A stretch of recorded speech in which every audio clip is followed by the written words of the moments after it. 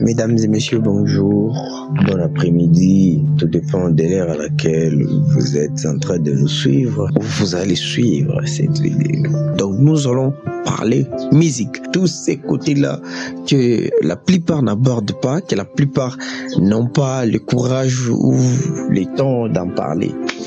Ils disent que la musique, c'est la musique. Il y a ceux-là qui prétendent que la musique est diabolique, c'est démoniaque, nanani, nanana. Alors, c'est dans cette vidéo que nous allons découvrir. Normalement, il fallait qu'on commence par l'historique pour ne pas parler de la définition. Ça risque de nous prendre du temps. Nous savons tous que la musique existe et tout. C'est lui qui a besoin de l'historique ou l'histoire de la musique. Il peut taper sur Google, on a tous accès à Internet. Moi, je vais parler de ce qui est bénéfique et ce qui est maléfique et surtout les traits qui existent entre musique et spiritualité. Commençons par l'élévation spirituelle. La musique est considérée comme un moyen puissant de connexion spirituelle et d'élévation de l'âme. Et donc, sur ces points, on est tous d'accord, que ce soit la musique gospel, que ce soit la musique dite populaire, ça transmet des émotions, des énergies, nanani, nanana. Il y a ces contacts-là, vous voyez, il y a ces contacts. Et ça, c'est pas uniquement dans le mauvais sens, c'est aussi dans le bon sens. À l'église, tout comme en boîte de nuit ou n'importe où, ou autre part aussi, chez les bouddhistes par exemple, et ainsi de suite. Donc pour moi, ça c'est selon moi, si quelqu'un peut me contredire, il n'y a pas de problème. Ces rapports-là est vraiment similaire entre des côtés, donc dans le bon ou dans le mauvais sens. Parce que la musique est considérée comme un truc qui nous aide à nous connecter à des dimensions plus élevées, parce que c'est pas uniquement dans l'adoration à l'église. Même pour méditer, il y a une musique douce qu'on propose chez les moines, chez les bouddhistes. Et comme nous aussi qui sommes chrétiens, nous adorons Dieu, nous chantons à l'église, nous louons, ainsi de suite. Par rapport à l'émotion qui est transmise dans les paroles, dans la musicalité, dans la mélodie, la capacité d'influencer, elle peut aussi susciter la joie, l'extase, l'amour, la haine, la peine, la douleur, la tristesse, ainsi de suite, tout ce que vous connaissez comme émotion. Donc, tu peux écouter une chanson comme ça te fait du bien et tu oublies tes peines, tout comme tu peux écouter un morceau et puis après, ça te rappelle les gourmets et tout. Alors, mais aussi, la musique est utilisée dans d'autres cérémonies religieuses. Donc, vous voyez, il existe des sectes en dehors des églises. Donc, toute musique n'est pas bonne à suivre parce que ça a trait à l'esprit. Il y a d'autres, c'est pour faire des incantations, appeler des entités maléfiques. Tout comme à l'église, c'est pour louer Dieu. Ça, c'est maintenant parmi les inconvénients. Alors, il ne faut pas écouter la musique d'une manière incontrôlée. Cependant, il convient également de mentionner qu'il y a aussi des inconvénients potentiels qui sont liés à la musique. Notamment les influences, la manipulation mentale,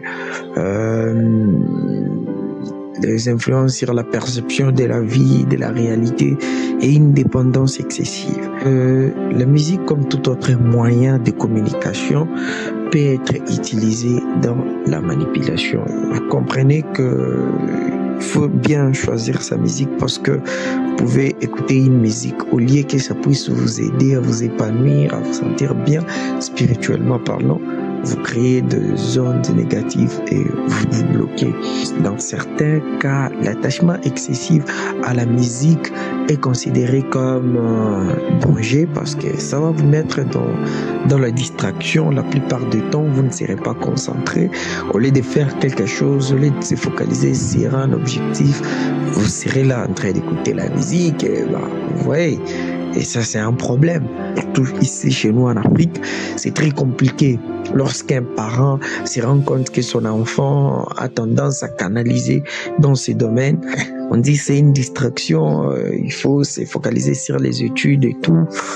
Donc, cet attachement excessif plutôt à la musique est considéré comme un danger potentiel qui peut nuire aussi à notre mode de vie ou à notre psychique.